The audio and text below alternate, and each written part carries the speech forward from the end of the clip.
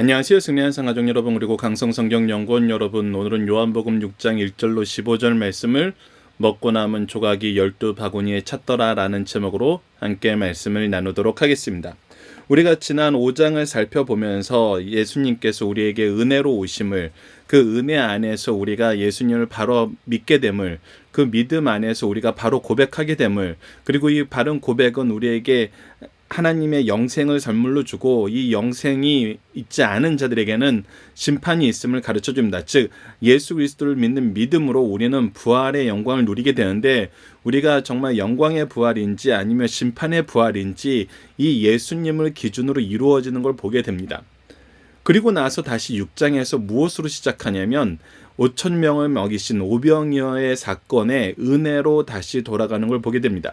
즉, 지난주 말씀부터 보면은 우리는 하나님의 은혜를 받게 되고, 이 은혜 안에서 예수 그리스도를 발견하게 되고, 이 예수 그리스도를 통해서 궁극적인 은혜인 영생의 은혜를 얻게 되고, 이 영생의 은혜를 받아들이는 사람이 있고 받아들이지 못하는 사람이 있지만, 예수님께서는 끝까지 이 땅에서 무엇을 완성하는 삶을 사셨냐면 은혜의 역사를 완성하는 삶을 살았다는 것입니다. 그래서 우리는 끊임없이 이 은혜 안에서 은혜의 역사를 완성하는 일에 동참하는 삶을 삽니다. 동참하는 삶이 어떤 것인지 오늘 본문 말씀을 통해서 함께 나누고, 우리가 이번 주 한 주 동안에 함께 나눴던 이 예배에 대해서, 지금 현재 우리가 예배드리기 어려운 상황을 직면하고 있는데, 이때 우리가 어떻게 행동하는 것이, 무엇을 먼저 하는 것이 중요한지를 함께 나누는 시간을 갖도록 하겠습니다.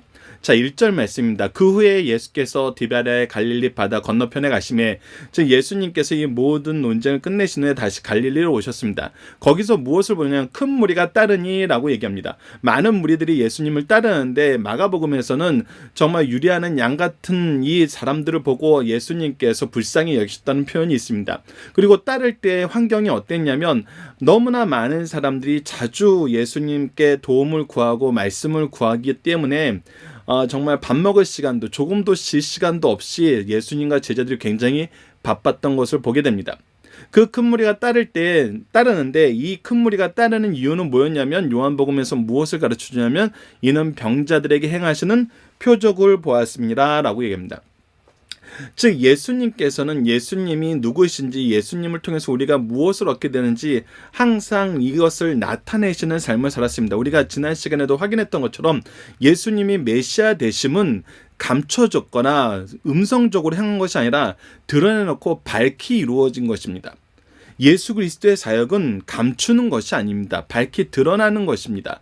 예수 그리스도의 사역은 부끄러운 것이 아닙니다. 한 진리의 말씀이기 때문에, 오히려 빛이 되는 말씀이기 때문에 더욱더 많은 사람에게 가야 되는 것입니다. 가리워진 것이 아니라 드러난 것이었고, 나타내야 되는 것이었고, 전해야 되는 것이었다는 것입니다. 그리고 이것을 보고 오는 사람들이 많았는데, 우리가 계속해서 보게 되지만 예수님께서는 우리가 육체적인 것에 머물러 있지 않고 영적인 부분을 오게 하시기 위해서 그들이 먼저 예수님께로 오는 그 접점을 이용하시는 것을 니고데모와 이 사마리아 여인을 통해서도 확인할 수 있었습니다. 계속 이런 사람들이 왔을 때 예수님께서는 이들을 계속 돌봐주셨다는 것입니다. 끊임없이 그들에게 은혜를 베푸셨다는 것입니다. 자, 그리고 나서 계속합니다. 3절, 예수께서 산에 오르사 제자들과 함께 거기 앉으시니 마침 유대인의 명절인 유월절이 가까운지라. 또 이제 다시 다음 유월절이 가까우고 있어요. 그때 예수님께서 무엇을 보시냐면 5절, 예수께서 눈을 들어 큰 무리가 자기에게 오는 것을 보시고 라고 얘기합니다. 자기에게 또 나오고 있어요. 유리하는 양같이 목자를 찾아서 나오고 있어요. 양들은 특징이 무엇이냐면 자기가 어디로 혼자서 갈 수가 없어요. 그래서 목자의 음성을 듣고 싶어하고, 목자의 음성이 들렸을 때 그 목자에게 가는 것입니다. 그래서 예수님의 음성을 듣고 예수님을 향하여 나오는 양을 보고 예수님은 불쌍히 여기시는 거예요. 그리고 두 번째는, 양은 스스로가 먹을 것을 찾을 수 없어요. 스스로가 갈 수도 없고 스스로가 살 수도 없어요. 이것이 양의 특징이에요. 이 양의 특징이 바로 우리 인생하고 똑같다는 겁니다. 스스로가 찾지도 못하고 스스로가 살 수도 없어요. 오직 목자이신 예수님을 붙들 때만이 우리가 살 수 있어요. 그분의 음성을 듣고 그분의 인도를 받을 때만이 살 수가 있어요. 그래서 이렇게 나오는 것을 보시고 빌립에게 이르시되, 우리가 어디서 떡을 사서 이 사람들을 먹이겠느냐 하시니 라고 얘기합니다. 오늘 말씀 중에 가장 중요한 부분 중에 하나가 이 부분입니다. 자, 예수님께서는 예수님의 사역이 분명했습니다. 우리가 마태복음 4장 23절에서 나타난 것처럼 천국 복음을 선포하시고 하나님 말씀을 가르치시고 그리고 많은 병자들을 고치신 거예요. 즉, 이 영역이 예수님께서 하시는 일이었습니다. 선포하고 가르치시고 고치시는 일. 제자들도 이 일 때문에 눈꽃 뜰 새 없이 바빴어요. 근데 예수님의 사역을 여기에만 한정시켜 놓지 않으시고 확장시켜 나가시는 거예요.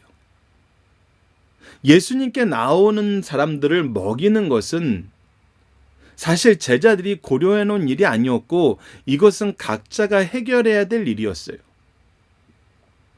그러나 예수님을 따르는 사람들이 많고 그 기간이 오래되고 다양한 곳에서 오고 요즘처럼 뭔가 이렇게 물량이 많은 시대가 아니었기 때문에 우리가 이 오랜 벗이 찾아와서 떡을 구할 때 이 떡에 대한 비유를 통해서 봤던 것처럼 그 당시에는 이 타운에서 떡을 관리하는 사람이 이 마을에 필요한 용량으로만 좀 준비해 놓고 거기에 조금 플러스 알파를 해놓은 것이지 정말 5천 명이라는 많은 사람들이 더군다나 이때는 남자만 셌으니까 이들이 아이를 데리고 나오거나 병자를 데리고 나오거나 여인을 데리고 나왔을 때는 정말 카운팅하기 힘든 상황이었기 때문에 안 했던 그런 문화였기 때문에 더 많았다 그러면은 이들을 먹인다는 것은 어마무시한 것이죠.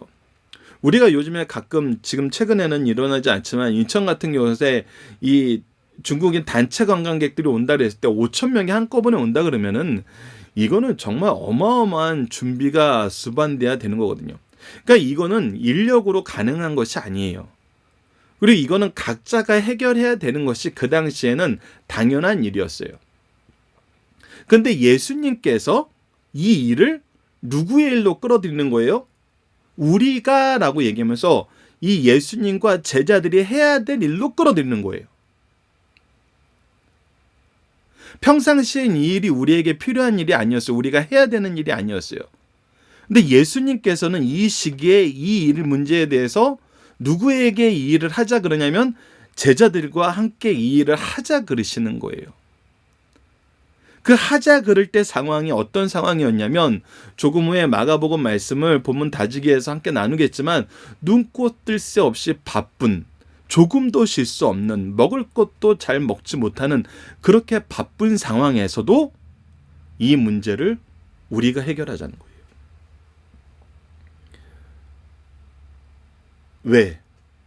왜 그럴까요? 왜 우리가 어디서 떡을 사서라고 얘기하실까요?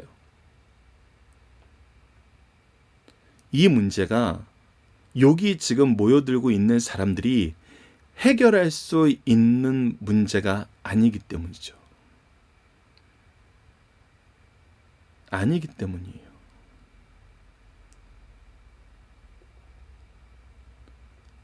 이 사람들이 지금 예수님을 만나러 왔는데 이 문제 때문에 예수님을 만나러 온 것이 장애받을 수도 있고 이 문제를 해결하기 위해 각자 흩어진다 그래도 이 문제는 해결 안 될 가능성이 굉장히 높아요. 거의 해결이 안 된다고 봐야 되죠.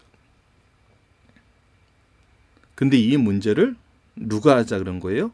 예수님이 우리가 하자 그러는 거예요.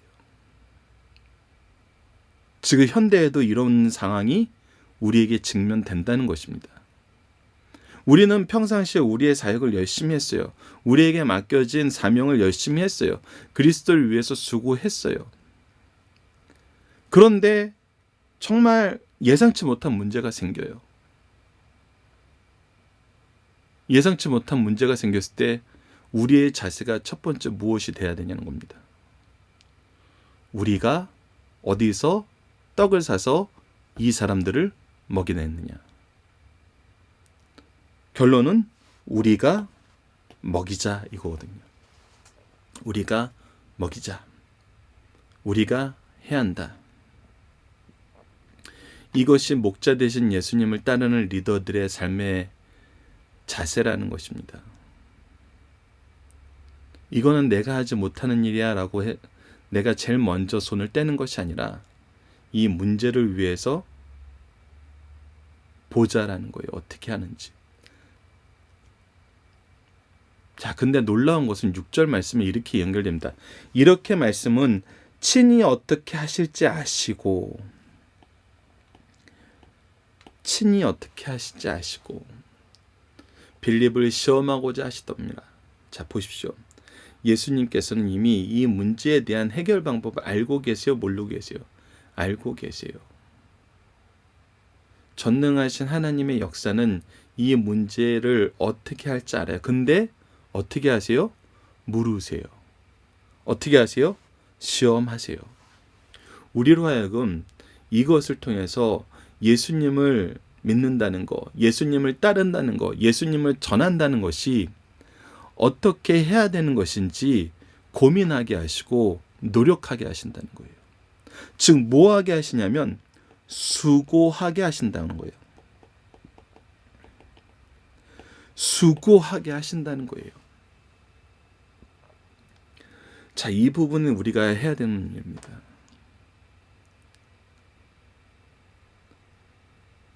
이때 만약에 우리가 현대 사회에서 자주 경험하는 것처럼 만약에 빌립이 이렇게 대답했다면 어떻게 됐을까요? 이거 하나님께 기도하고 하나님께 맡겨야죠 라고 했다면 예수님이 뭐라고 하셨을까요? 기도하면 다 돼 라고 얘기하면서 얘기했다면 어떻게 됐을까요? 근데 그거는 굉장히 좋은 거예요.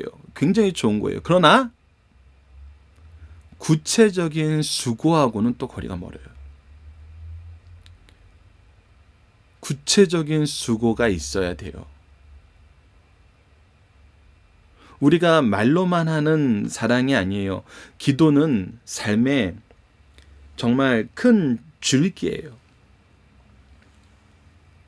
근데 이 줄기에서 열매가 맺히는 것이 아니라 이 줄기에서 가지가 뻗어서 열매를 맺는 거예요. 그러니까 기도를 통해서 양분을 공급받고 우리는 생명 활동을 계속해야 돼요. 수고해야 돼요. 기도가 수고의 끝이라고 생각해서는 안 돼요.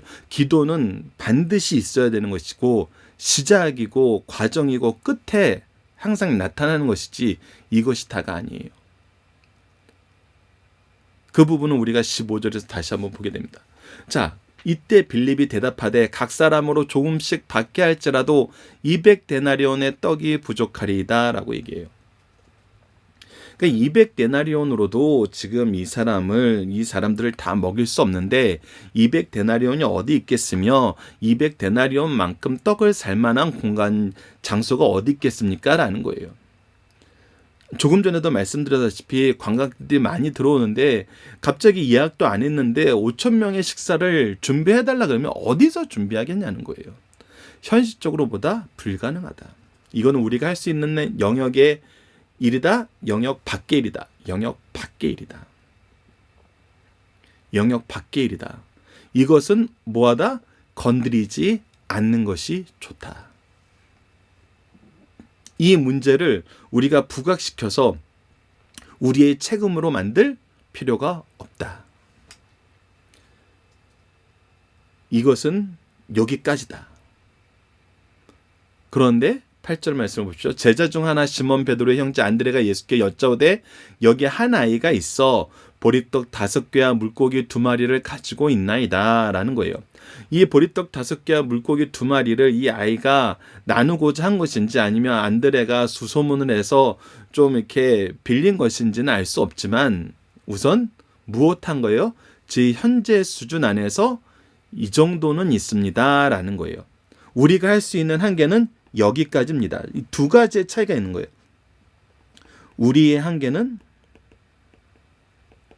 여기까지. 빌립의 말은 여기서 멈춥시다. 얼핏 보면 50보 100보 같은데 이것을 우리에게 보여주시는 예수님의 역사는 굉장히 다르다는 거예요.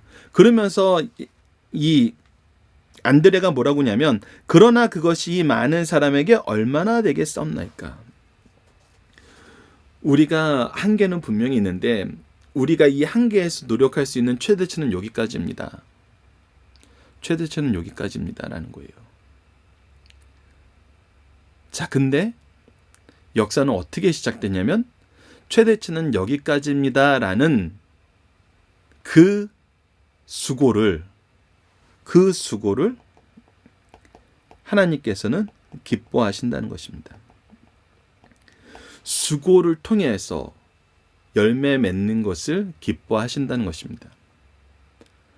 자, 그래서 10절 이렇게 시작합니다. 예수께서 이르시되 이 사람을 앉게 하라 하시니 그곳에 잔디가 많은지라 사람들이 앉으니 수가 5초쯤 되더라. 그래서 먼저 앉게 하라, 정리하게 하라, 정돈되게 하라, 안전하게 이 일을 할 수 있는 환경을 조성하라.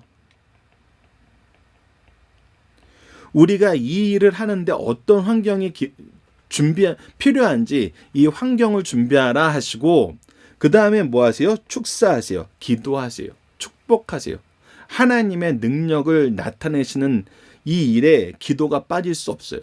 그리고 뭐예요? 나눠주세요. 자, 이것을 봅시다.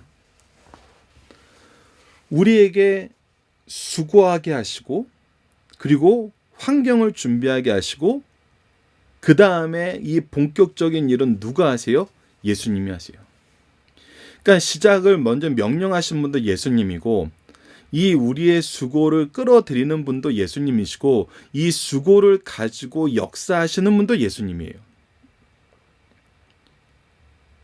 그러니까 우리는 예수님이 하고자 하는 방향에 순종했을 때 이 순종 안에서 우리가 할 수 있는 최선의 노력을 다하는 거예요. 그 최선의 노력의 포커스는 무엇이냐면 지금까지 우리가 하지 않았던 이들을 먹이는 일이에요. 이 문제의 해결을 위한 수고를 요구하세요. 그랬더니 어떻게 되세요? 12절 그들이 배부른 후에 오히려 배부르게 됩니다. 있을 수 없는 일이 일어난 거예요. 은혜의 역사가 일어난 거예요. 그리고 예수께서 제자들에게 이르시되 남은 조각을 거두고 버리는 것이 없지 않아. 이것 허투루 쓰지 말라 그래요. 이것을 수고의 결과로서 모아서 바르게 계속 유지하라는 거예요. 이에 거두니 보리떡 5개로 먹고 남은 조각이 12바구니에 찼더라. 12바구니에 차게 됩니다. 완전한 역사 플러스 알파가 있는 것입니다. 오히려 넘치도록 이루시는 거예요. 넘치도록 이루었습니다. 자, 그러나 이제 요한복음은 강조하는 부분이 바로 14절과 15절로 연결됩니다. 14절을 보면 그 사람들이 예수께서 행하신 이 표적을 보고, 분명히 표적을 보고 나왔고 표적을 또 봤어요.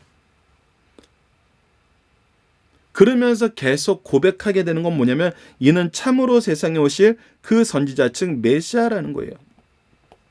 그리스도라는 거예요.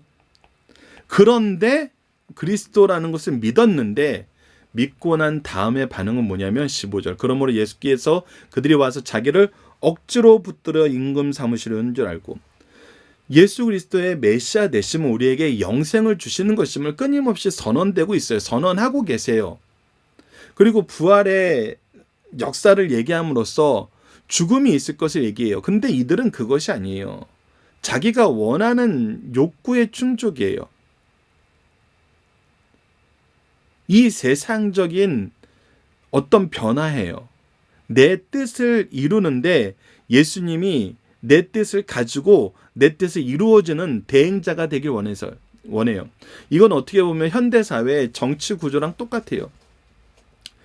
내 뜻을 그 사람에게 주고 우리는 표로 그것을 표출하고, 그러면 그 사람이 그의 공약이 우리와 일치된 공약을 가지고 일을 하고 우리는 그걸로 또 평가를 하고, 어떻게 보면은 예수님을 정치인 만들려 그러는 거죠. 대권 주자로 만들려는 거죠. 요즘처럼 얘기하면은. 근데 예수님은 어떻게 해요? 다시 혼자 산으로 떠나가시니라. 이것은 무엇이다? 하나님의 뜻이 아니다. 하나님이 원하시는 것이 아니다. 예수님의 일이 아니다. 그래서 난 뭐하러 간다? 이 모든 것을 뒤로하고 이 모든 것을 중단시키고 기도하러 가신다. 하나님의 뜻을 나타내시려, 하나님의 뜻과 하나 되려, 하나님과 인격적인 교제를 위해서 나아가신다. 자, 이러고 나서 이제 우리가 다음 시간에 이 생명의 떡 부분에 대한 부분을 더 자세하게 보면서 예수님이 정말 주의하셨던 것이 무엇인지를 끊임없이 얘기합니다.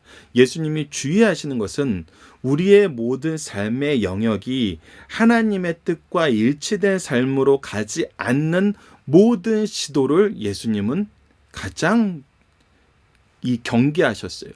이 선을 넘어서 사람들이 폭주하는 것을 절대 남겨두지 않으셨어요. 그래서 그 폭주를 항상 끊으시고 무엇 하셨냐면 기도하셨어요. 하나님의 뜻만 나타내려 하고 하나님의 뜻만 이루려 했어요. 자, 이것을 기억하면서 우리가 이번 주 있었던 이 사건에 대해서 오늘 본문 말씀을 통해서 확인을 해봅시다. 우선 지금 우리가 해야 되는 것은, 정말 걱정되는 것은 무엇이냐면 우리가 나태함입니다. 지금 제가 사역하는 교회도 지금 정부에서의 권고를 받아들여서 주중 사역을 우선은 중단을 했습니다. 즉 우리가 새벽 예배를 드리지 않는 시간이 지금 다가왔어요. 않는 것보다는 사실은 할 수 없게 된 것이죠. 근데 이때 이 사건이 시작되기 전 제가 2, 3주 전부터 가장 염려하던 건 무엇이냐면, 분명히 우리가 예배를 드릴 수 없는 그런 환경이 옵니다. 이것은 그런 환경이에요. 근데 이 환경이 지나갈 때 가장 걱정된 것 중에 하나는 무엇이냐면, 우리가 이러한 일로 예배를 못 드리게 됩니다라는 것이 우리가 나태해지는 결과로, 우리가 이제 상황에 따라서 언제든지 예배를 폐할 수 있다, 중지할 수 있다라는 그런 관념으로 자연스럽게 가는 것을 저는 제일 걱정이 했어요. 더군다나 우리는 육체를 가지고 있는 사람들이어서 새벽 예배 열심히 다니던 사람들이 새벽 예배를 안 가게 되면은 여러분들 처음은 되게 편해 보여요. 그리고 다시 시작한다는 건 이게 굉장히 힘들어요. 그래서 적당히 하고자 하는 마음이 나타나요. 자, 그런데 오늘 본문 말씀을 통해서 우리가 봐야 되는 건 뭐냐면, 우리가 우리의 사역을 열심히 했어요. 우리의 사역은 여기까지예요. 근데 예수님은 이 사역에서 한 걸음 더 들어가자 그러세요. 근데 그때 우리의 반응이 어떠냐는 거예요. 여기까지입니다. 더 이상은 힘듭니다. 오히려 우리는 수고를 더 더하는 쪽보다는 덜하는 쪽으로 가는 것이 일반적인 어떤 관성이에요. 근데 이 관성이 당연시 되는 것은 정말 위험하다는 거예요. 오히려 우리는 이 일을 위해서 더 수고하는 방향으로 가요. 특히 말씀 리더라면은 우리가 새벽 예배를 못 드린다 그러면은 정말 우리는 한 번 더 수고를 할 수 있는 상황이 있거든요. 저는 얼마 전부터, 작년부터 정말 매일 이미 은퇴하신 목사님이 집에서 새벽 예배를 만들어서 올리시는 걸 봤어요. 그 새벽 예배의 끈을 끝까지 놓지 않으시는 거거든요. 그래서 사람들이 새벽 예배를 가지 못하는 사람들이, 출석하지 못하는 사람들이 정말 5시만 딱 되면은 이 새벽 예배 영상을 보면서 각자의 처소에서 말씀을 묵상하고 기도할 수 있는 시간을 주는 거예요. 물론 이것은 내가 새벽 예배를 인도하는 것보다 사실 조금 더 일찍 수고해야 되고 조금 더 수고해야 됩니다. 근데 우리가 양을 먹이기 위해서는, 정말 우리에게 맡겨진 영혼들을 잘 양육하기 위해서는 시대가 이렇게 됐을 때 우리가 수고를 빼고 수고를 멈추고 이런 것이 아니라 오히려 더 수고를 해야 되는 방향으로 예수님이 우리를 이끄셨던 이 사건을 기억하셔야 된다는 것입니다. 그리고 우리가 수고를 하는 이유는 그들에게 하나님의 양식을, 예수 그리스도를 알게 하는 것을 더 가까이 하게 하시기 위한 목적이었음을 우리는 분명히 알아야 됩니다. 그래서 우리가 지금 이 시점에 무엇을 더 수고해야 하는지를 생각해야 되는 시간이지, 잘 됐네, 이 틈에 우리 좀 쉬자, 이거는 아니라는 것입니다. 그리고 이런 일이 앞으로는 더 많아질 것입니다. 더 많아질 때 우리는 어떻게 해야 됩니까? 우리가 할 수 있는 수고의 노력을 최선을 다하는 것입니다. 그리고 이 일을 계속 생각하면서 예수님께서 우리에게 이 수고를 맡기시고 이 일을 할 수 있는 환경을 조성하기를 원하시기 때문에 우리는 예수님의 명령을 따르는 삶을 살면서 이 환경에 대처할 수 있는 방법들을 끊임없이 연구를 해야 됩니다. 연구를 했다고 해서 우리가 성공하는 거 아니에요. 오늘 본문 말씀이 주는 굉장히 중요한 역사적인 사건은 무엇이냐면, 우리가 이 일을 성취하신 것이 아니라 이 일을 시작하자고 하신 이도 예수님이시고 이 일을 이루시는 분도 예수님이라는 거예요. 우리는 이 은혜를 뭐 하는 사람이었냐면 이 은혜의 전달자였어요. 예수님이 축사하시고 물고기와 떡을 나눠주라고 할 때 이 물고기와 떡을 받아서 나눠주는 사람이었어요. 이 물고기와 떡을 주시는 분은 예수님이었고 우리는 주신 것을 전달할 뿐이었어요. 이루시는 분은 예수님이기 때문에 우리는 우리가 할 수 있는 수고를 다 했을 때 예수님께 모든 것을 맡기고 예수님의 역사에 우리가 쓰임받을 준비를 하고 있으면 돼요. 5분 대기조를 하고 있으면 되는 거예요. 그러면 오히려 하나님이 나타나시는 놀라운 역사를 이루신다는 것입니다. 그러니까 우리는 더 수고해야 돼요. 예배를 위해서 더 수고해야 되고, 예배를 드리지 못하는 사람에게 말씀을 전할 수 있도록, 그들이 가정에서 예배 드릴 수 있도록, 그리고 우리가 합심하여 기도할 수 있도록, 그리고 연약한 자를 위로하고 불안한 자에게 평안을 줄 수 있도록 우리는 더 수고해야죠. 교회마다 이 일을 위해서 봉사하는 분들이 이미 많은 것을 저는 일부 확인했습니다. 마스크를 구하지 못하는 사람들에게 마스크를 주기 위해서 미리 준비하여서 공급하시는 분도 있고, 손소독제를 만들어서 나눠주시는 분도 있고, 교회가 안심하고 예배드릴 수 있다는 곳임을 알리기 위해서 더 열심히 교인들에게 상황을 체크하고 아픈 사람이 없는지, 어려운 사람이 없는지, 주위 사람들한테 주위 사람으로 인해서 불안한 사람이 없는지, 그리고 우리가 예배를 얼마나 잘 준비하고 또 예배 후에 우리가 각자 집에서 가정에서 더 열심히 기도하자고 권면하면서 이끄는 사람, 이런 분들이 이미 지난주에 굉장히 많이 있었습니다. 우리가 어려운 환경일수록 예수님이 우리에게 이 일을 하자라고 했을 때 우리는 수고의 발걸음을 한 걸음 앞서 예수님의 말씀을 따라서 한 걸음 앞서 내디딜 수 있는 사람이 되어야 되지, 이 기회를 우리가 나태하고 우리가 오히려 쉴 수 있는 기회가 왔다라고 좋아해서는 안 된다는 것입니다. 물론 대부분의 목사님들은 그렇게 생각하지 않습니다. 그러나 우리 리더들이 걱정입니다. 말씀 모임이 줄어들고 말씀 모임이 할 수 없는 상황이 오면은 이번 주는 쉬니까 나도 좀 쉴 수 있겠다 이렇게 생각하면은 이거는 오히려 이 시대에 우리가 이 어려움을 극복하는 올바른 방향은 아니라는 것입니다. 오히려 자기 세론들한테, 함께 공부하는 팔로워들한테 더 전하고 더 기도 부탁하고 어려움 더 많이 나누고 더 위로하고 예수 그리스도를 붙잡기를 부탁하면서 예수님을 바로 보게 인도하는 그런 삶을, 그런 시간을 가져야 된다는 것입니다. 그것이 우리가 끊임없이 예수님을 바라보게 하고 예수님의 은혜를 바로 나누게 하는 길일 것입니다. 자, 본문 묵상입니다. 큰 무리가 예수님을 따르는 이유는 무엇입니까? 바로 예수님이 이루신 표적을 보았기 때문입니다. 이분을 통해서 이루시는 하나님의 역사를 받고 이 은혜가 필요하기 때문입니다. 대부분은 은혜를 강구하면서 나옵니다. 우리는 이 은혜를 줄 수 있는 사람이 되어야 됩니다. 이 은혜를 우리에게 주신 것만큼 우리에게 주신 은혜대로 우리가 이것을 쓸 줄 알아야 됩니다. 예수님은 빌립에게 무엇을 말씀하시고 이렇게 말씀하신 이유는 무엇입니까?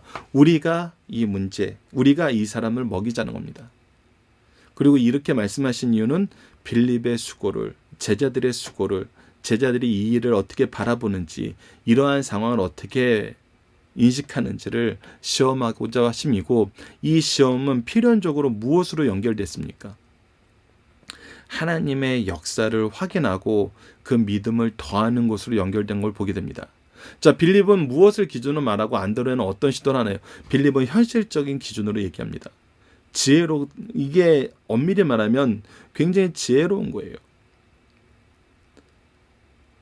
오히려 좀 전에 말씀드렸던 대로 기도하면 되죠. 이거하고는 달라요. 현실적으로 이 문제가 어떤 문제를 가지고 있고 어떤 장벽을 가지고 있고 어떤 것을 극복해야 되는지 아는 거 굉장히 중요해요. 근데 중요한데 빌립은 뭐였냐면 그래서 안 되니 멈춥시다였고, 안드레는 뭐예요? 조금이라도 할 수 있는 것으로 나아갔다는 거예요. 두 사람 다 수고를 쉬지 않은 부분에서는 어떻게 보면 동일해요. 그러나 결단이 여기서 멈춥시다, 아니면 조금이라도 한 걸음이라도 나아갑시다. 이것은 굉장히 큰 차이가 있다는 것입니다. 예수님은 보리떡과 물고기로 무엇을 하십니까? 축사를 하시고 나누어 주십니다. 이 이적이 결과는 무엇입니까? 남은 것은 12바구니가 남았어요. 즉 이 사람들을 다 먹이고도 충분히 남으로써 이것이 얼마나 은혜로운 축복의 역사였는지를 사람들로 하여금 보게 했어요.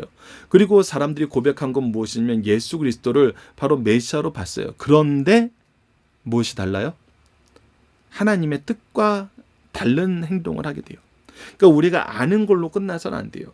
우리가 하나님과의 인격적인 교제와 하나님의 뜻과 일치되는 것으로 하나님의 역사를 이루는 방향으로 나아가는 정말 이 관계가 형성이 돼야 돼요. 지적으로도 인격적으로도 영적으로도 하나 되는. 그렇게 되지 않았을 때 예수님은 계속 끊으세요. 알게 되었지만 교제와 영적인 일치가 없을 때는 끊으세요. 그리고 다시 하나님의 뜻을 보게 하세요. 하나님의 뜻을 끊임없이 보게 만드십니다. 자, 본문의 중심사상 봅시다. 요한복음 내용 중 계시활동이 충돌기의 말씀을 상고하고 있습니다. 5장은 충돌의 시작에 대한 내용이며 6장은 충돌로 인한 첫 위기를 맞이하는 내용이에요. 6장의 내용은 기적 중 유일하게 사복음서 모두에 기록된 보리떡 5개와 물고기 2마리로 성인 남자 5,000명, 여자와 어린아이의 수는 제한되었는데 당시 시대당을 볼 때 가족을 동반하는 것으로 보아 훨씬 많은 수였음을 우리가 추측할 수 있습니다. 먹이신 사건이 바로 오병이어의 사건이죠. 보리떡 5개와 물고기 2마리란 뜻입니다. 오병이어. 그래서 군중들은 이 일로 흥분하여 주님을 억지로 왕을 삼아 혁명을 일으키고자 했어요. 이것이 이젠 항상 우리가 직면하는 거예요. 사람들은 항상 자기의 관점과 자기의 필요, 자신의 욕망을 투영해서 무엇인가를 보려고 그래요.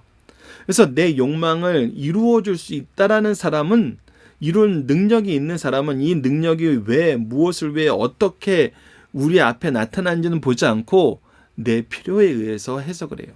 재해석을 해요.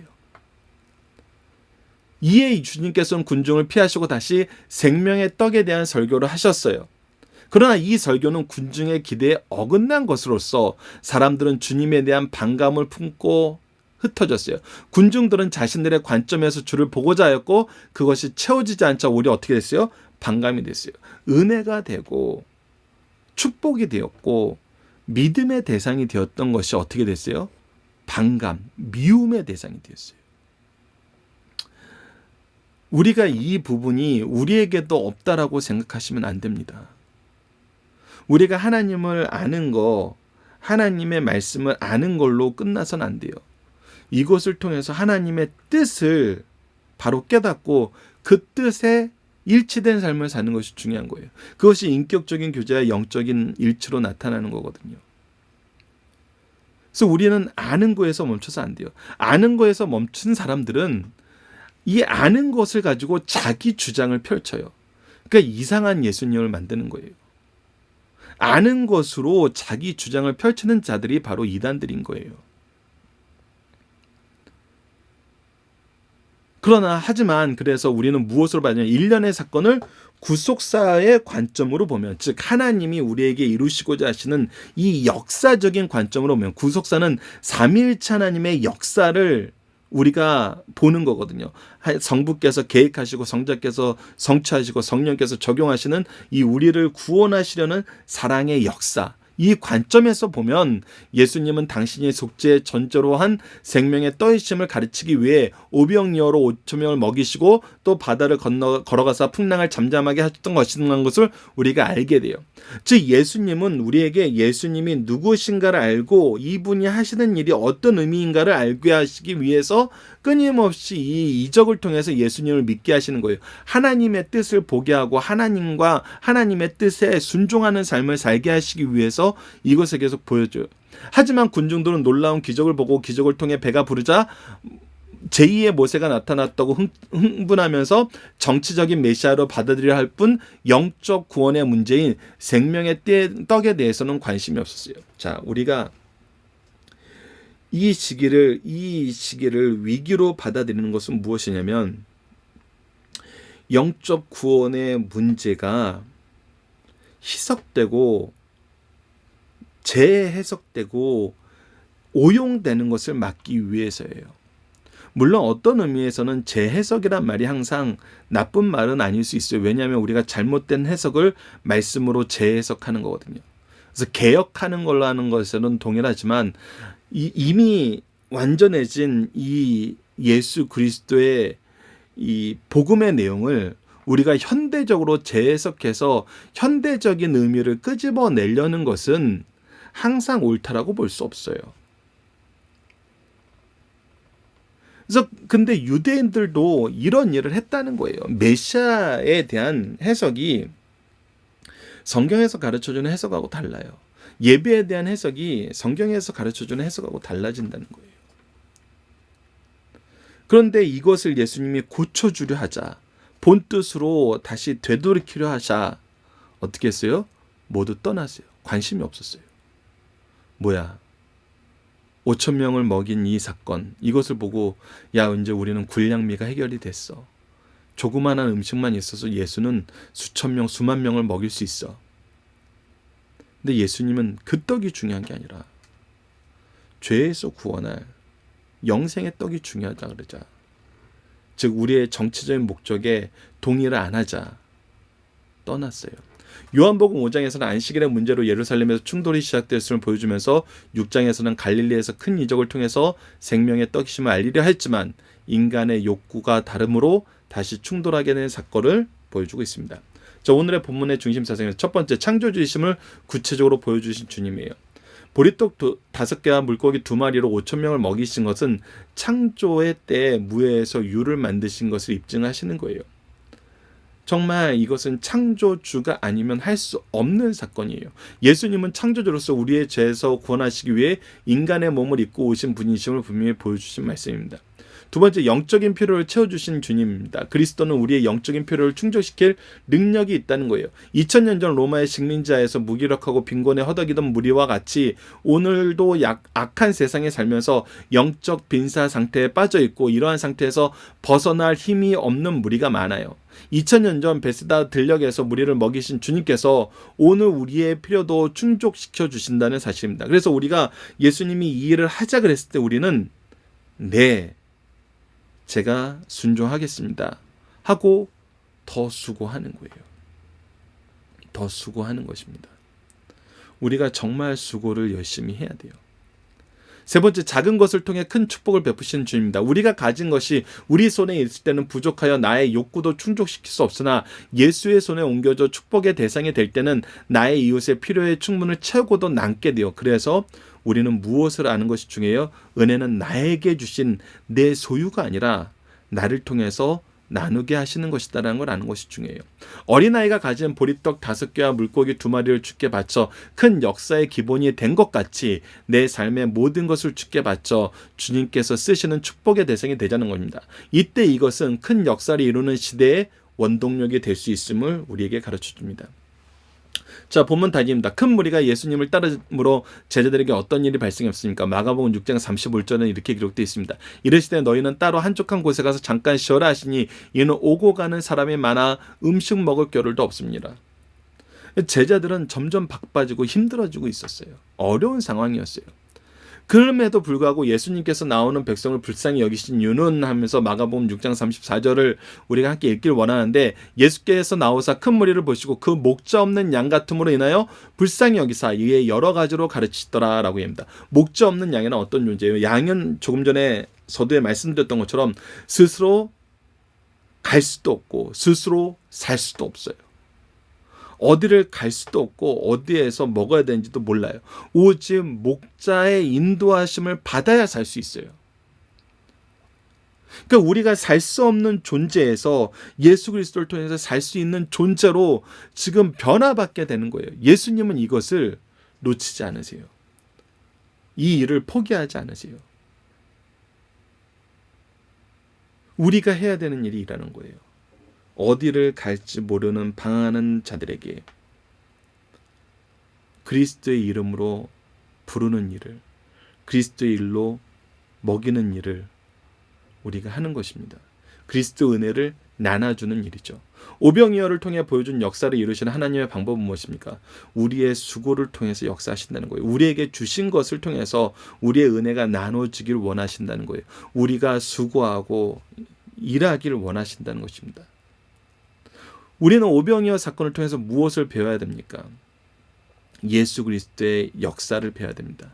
예수 그리스도의 말씀에 순종하는 방법을 배워야 되고, 예수 그리스도의 역사에 우리가 신뢰하고 의지하는 방법을 배워야 돼요. 우리는 예수님의 일을 하는 것이 우리의 인간의 일을 하는 것이 아니에요. 그래서 우리가 할 수 없는 일을 주님께서는 하십니다.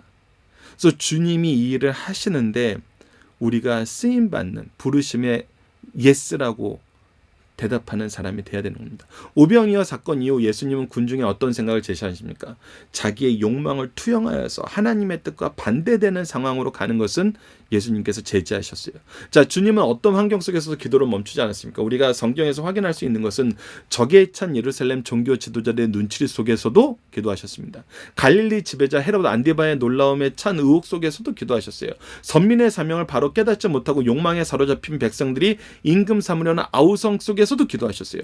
순교자의 길보다 스승이 임금 내면 권력을 얻게 된다는 이기주의 때문에 민중들의 생각에 쉽게 오염될 수 있는 제자들의 그 다툼 속에서도 예수님은 기도하러 가자 그랬어요. 즉, 기도는 빠져서는 안 되는 것입니다. 우리가 기도하지 않고 주님의 일을 한다는 것은 불가능해요.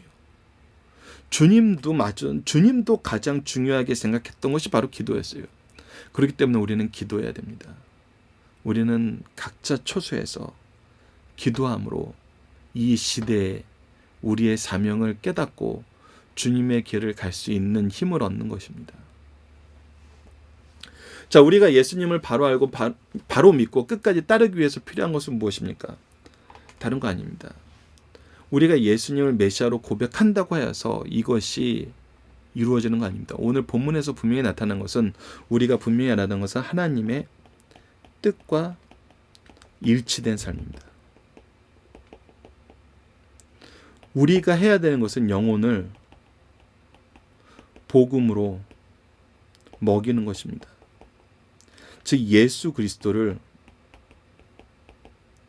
알고 믿고 고백하고 의지하는 것입니다. 그래서 그리스도의 길을 가게 하는 것입니다.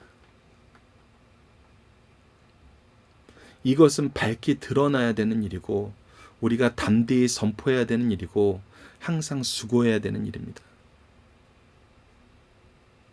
그리고 이 일을 바로 하기 위해서 어려운 환경에서 새로운 수고를 우리에게 지금 요청하는 시대에 있습니다. 우리가 하나님의 뜻을 이루는 것이 어떤 것인지 끊임없이 고민하고 예수 그리스도의 질문에 대답하면서 앞으로 나아가는 우리 승리하는 삶 가족 여러분들, 강성성경연구원 여러분들 되기 기도합니다. 이번 주 공동 기도 제목은 예수 그리스도가 메시아이신 증거를 바로 알게 하시고 그 의미를 깨닫고 예수를 통해 승리하는 삶을 살게 하여 주소서입니다. 그리고 오늘 말씀을 통해서는 예수님을 알고서도 경험하고서도 믿고서도 예수님을 통해 이루시고자 하시는 하나님의 뜻을 알지 못하면 끊임없이 예수님을 이용하려 하고 그렇지 못하면 떠나는 죄악된 인생임을 깨닫게 하심을 감사합니다. 우리가 여전히 우리의 뜻을 위해 믿음을 이용하려 함을 회개합니다. 우선 우리가 회개해야 됩니다. 회개의 역사가 먼저 있어야 돼요. 오직 하나님의 뜻과 일치된 삶을 살게 하시고 그리스도의 복음 사명을 감당하는 인생이 되게 하여 주소서라고 기도하는 우리 승리한 상 가족 여러분들, 강성성경연구원 여러분들 되길 기도합니다. 감사합니다.